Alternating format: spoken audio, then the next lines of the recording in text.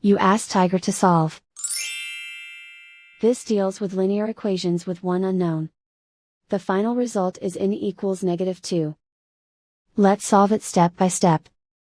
Simplify the expression. Expand the parentheses.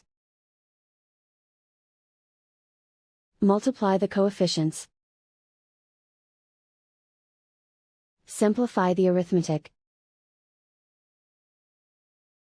Combine like terms. Group all constants on the right side of the equation. Add 2 to both sides. Simplify the arithmetic.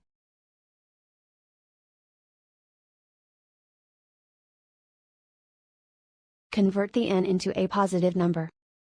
Multiply both sides by -1. Remove the ones. Simplify the arithmetic. And so the final result is n equals -2.